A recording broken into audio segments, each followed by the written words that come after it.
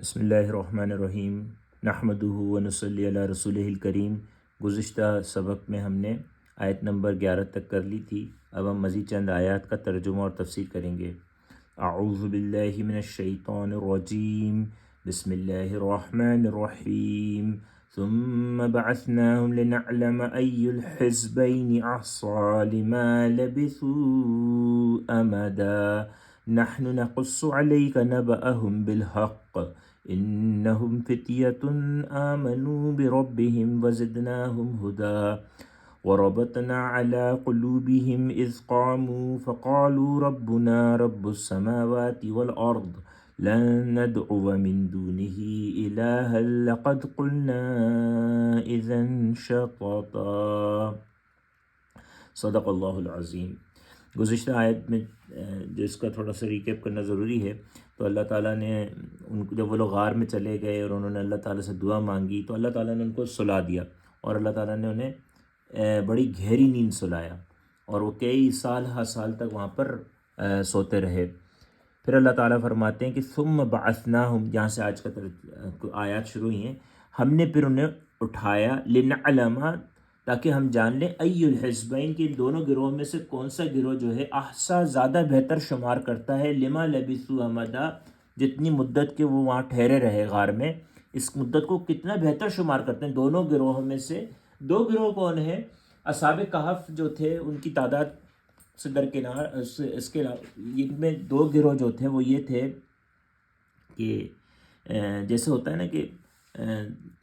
ایک ہی خاندان میں یا ایک کچھ بھائیوں میں یا کچھ دوستوں میں بات ہوتی ہے کہ یار یہ کام یہ کیا بہتر ہے، یہ ایسے ہوا یا ویسے ہوا، تو اب یہ لوگ سوال کر رہے ہیں کہ ہم کتنی دیر ٹھہرے۔ ان میں سے ایک آدمی نے کسی نے سوال کیا کہ ہم کتنی دیر یہاں ٹھہرے، تو کچھ لوگوں نے کہا کہ ہم لوگ یہاں پر ایک دن یا ایک دن کا بعض حصہ ٹھہریں، اور دوسرے کچھ باقی جو زیادہ سمجھدار تھے انہوں نے کہا تمہارا پروردگار ہی جانتا ہے کہ ہم یہاں کتنی دیر ٹھہرے رہے ہیں۔ تو یہ ایسے ہی سورہ بقرہ میں ایک شخص کا قصہ آتا ہے جو کہ ایک بستی کے پاس سے گزرا، اور اس بستی کے پاس سے گزرا، بستی بالکل تباہ برباد ہو چکی تھی، تو اس نے کہا کہ اس کو اللہ تعالیٰ یہ کیسے زندہ ہوگی، تو اللہ تعالیٰ نے اس کو، وہ جب وہاں پہ سویا تو 100 سال تک وہ بھی سوتا رہا، یعنی اس کے سونے کو بھی موت سے تعبیر کیا گیا، اور 100 سال کے بعد اللہ تعالیٰ نے اس کو جب اٹھایا تو اس سے پوچھا کہ تم کتنی عرصے دیر ٹھہرے رہے، تو کہتا ہے کہ لبثت یوما و بعض یوم، کہ میں ایک دن یا ایک دن کا کچھ حصہ یہاں پہ ٹھہرا رہا۔ اب یہ جو بات ہوئی، حالانکہ اس کا گدھا جو تھا وہ بھی گل سڑ کر گیا تھا، تو اللہ تعالیٰ نے کہا دیکھو یہ تمہارا گدھا، اس کا کیا حل ہو گیا، تم 100 سال نہیں، تم 100 سال رہے ہو، ایک دن نہیں، 100 سال تم یہاں پہ تم رہے، ہم نے تمہیں 100 سال کی نیند دے دی تھی، اور اس دوران تمہارا گدھا گل سڑ گیا، ہم اس کو بھی زندہ کر دیا۔ اللہ تعالیٰ نے اس کو بھی زندہ کر دیا، وہ دوبارہ زندہ ہو گیا۔ تو اس کو جیسے اس شخص کو نہیں پتہ چلا کہ وہ کتنا عرصے وہاں رہا تھا، اسی طرح اصحاب کہف کو بھی یہ نہیں پتہ چل سکا کہ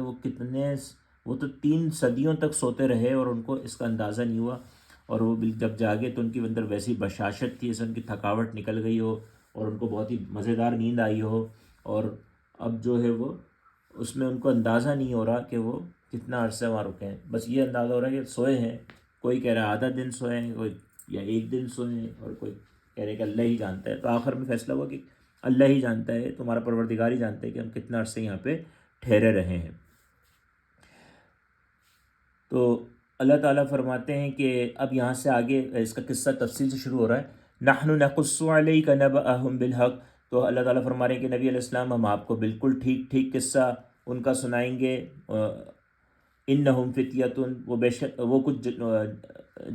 نوجوان تھے، آمنوا بربہم، وہ ایمان لائے تھے اپنے پروردگار پر، وزدناہم ہدی، اور ہم نے ان کی ہدایت میں اور اضافہ کر دیا تھا۔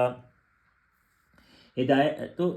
اپنے پروردگار پر ایمان لائے اور اللہ نے ان کی ہدایت میں اضافہ کر دیا۔ ہدایت پہ اضافہ کیا ہے کہ ان کو استقامت عطا کر دی، ان کو صبر عطا کر دیا، ان کو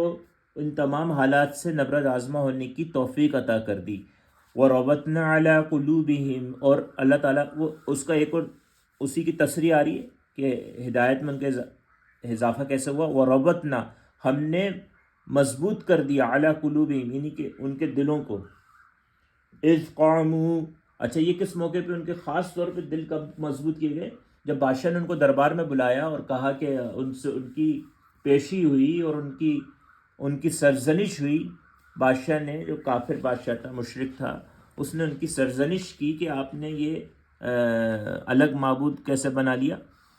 تو اب وہ بتا رہے ہیں کہ اب اللہ تعالیٰ کا تعارف کرائیں گے یہاں سے. تو اب یہ تعارف کراتے ہوئے ان کے اندر ایسی ایمانی استقامت تھی اللہ تعالیٰ، اور اللہ تعالیٰ کی طرف سے عطا کر دیتی. اللہ فرماتے ہیں وَرَبَطْنَا عَلَىٰ قُلُوبِهِمْ، ہم نے ان کے دلوں کو مضبوط کر دیا. اِذْ قَامُوا، جب وہ بادشاہ کے دربار میں کھڑے ہوئے. فَقَالُوا، تو انہوں نے کہا بادشاہ کے سامنے ببانگ دہل، ربنا رب السماوات والارض، کہ ہمارا پروردگار تو وہ ہے جو آسمانوں کا اور زمین کا پروردگار ہے، جو آسمان اور زمین کو پال رہا ہے، یا ماں اور ان دونوں کے درمیان جتنی مخلوقات کو پال رہا ہے. اگر وہ سب کا، جب ان سے آسمان اور زمین کے کو مراد لے کے سب آ گئے اس میں، تو ان سب کا جو پروردگار ہے، ہمارا پروردگار وہی ایک واحد ذات ہے جو سب کو پال رہی ہے. لن ندعو من دونہ الہا، ہم ہرگز نہ پکاریں گے اس واحد پروردگار کو چھوڑ کر کسی دوسرے کو معبود ہرگز نہیں گردانیں گے. لقد قلنا اذا شططا، اگر ہم نے ایسا کیا تو نہایتی بے جا بات ہوگی، یعنی کہ نہایتی یہ تو بے بنیاد بات ہوگی. تو یہ یہاں تک اللہ تعالیٰ نے ان کو، یہ ہے پھل کہ اللہ تعالیٰ کے اوپر جب ایمان کے ساتھ بندہ جم جاتا ہے تو کیسے بھی حالات آئیں اللہ تعالیٰ اس سے نکال دیتے ہیں اور اس کے دل کو مضبوط کر دیتے ہیں، اس کے ایمان اور اس کی ہدایت میں اضافہ کر دیتے ہیں. وما علینا الا البلاغ.